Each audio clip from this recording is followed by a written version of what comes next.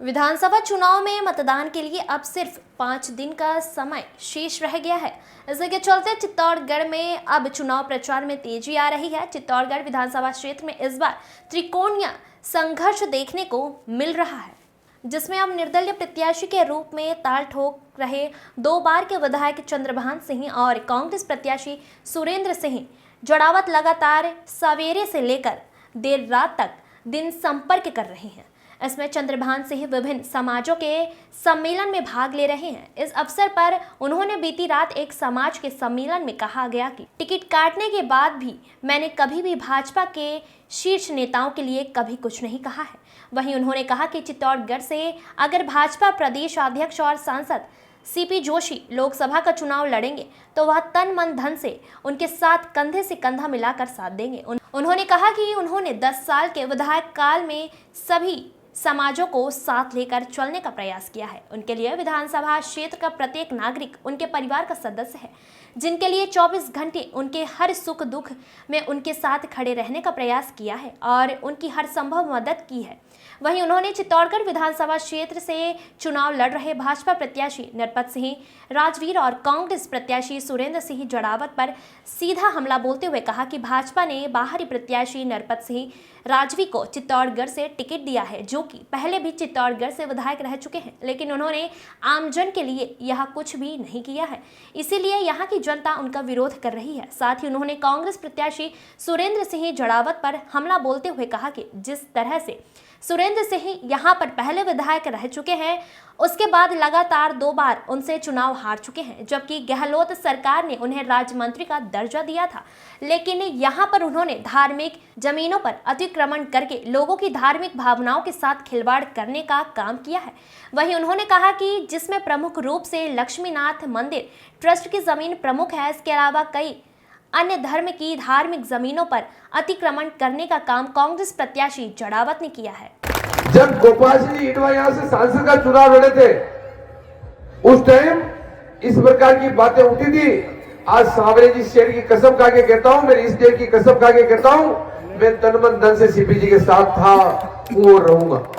इस प्रकार की वो बात करता है। यहाँ चेयरमैन की बात हो या प्रधानों की बात हो या कोई पार्षदों की बात हो या इस प्रकार की किस प्रकार की संगठन की बात हो, मैंने कभी किसी समाज को इग्नोर करने की कोशिश नहीं करी और नहीं कभी मैं तो और कहता हूँ, जिस दिन भी सीपी जी चुनाव लड़ेंगे उस दिन तन मन धन से ये चंद्रभान सिंह आज्ञा साथ रहेगा और छाती ठोक के साथ रहेगा, मेरी गारंटी है।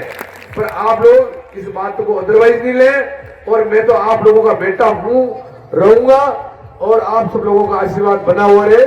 क्योंकि एक सूचना और है, क्योंकि इस चुनाव के लिए 22 तारीख को एक कार्यक्रम रखा है। 22 तारीख को प्रातः 11 बजे इंदिरा गांधी स्टेडियम में, उसमें आप सब लोगों से, मेरी बड़ी बहनें हो, छोटी बहनें हो या आप सब लोग हो, उस कार्यक्रम में आप जरूर बुलाएं, उसमें आप आशीर्वाद जरूर दें। सभी बहनें आएगी ना पक्का? सभी आप बुलाएंगे ना पक्का?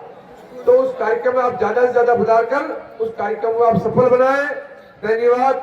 जय हिंद, जय भारत। रही बात ईमानदारी की, जो नरपत सिंह जी राजवी कहते हैं मैं ईमानदार हूं, कोई बात नहीं, ईमानदार है, पर उन्होंने 15 साल तक नरपत सिंह जी राजवी ने यह राज किया। 10 साल तो एमएलए बने, 5 साल हार गए थे, पर एक ऑफिस या खोल दिया हो, ऑफिस खोल दिया कि जन सुनवाई इन्होंने 15 साल में कर ली हो, तो आप जो करने के लिए मैं तैयार। और जिस दिन चुनाव लड़ लेंगे 25 तारीख को और 26 तारीख को चित्तौड़ में अगर आप जब मिल लोगे तो मैं आपके, आज जाड़ावत जी चुनाव लड़ रहे हैं, जाड़ावत जी को आपने बहुत बारीकी से देखा है, उनके कार्यकाल को देखा है, उनके राजनीतिक जीवन का 33 साल का निकला है समय, 33-35 साल का समय निकला है। 3 चुनाव वो हारे हैं, 2 चुनाव वो जीते हैं, उनका 6ठा एमएलए का चुनाव है, और 5 साल का उनका जिला प्रमुख का कार्यकाल भी निकला है। उनका चित्तौड़ का कार्यकाल कैसा निकला है, मैं आपको एक छोटा सा उदाहरण देता हूं।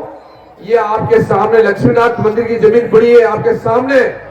आज लक्ष्मीनाथ की मंदिर की जमीन बहुत बेशकीमती है, और लक्ष्मीनाथ का मंदिर चित्तौड़ का बहुत बड़ा मंदिर है।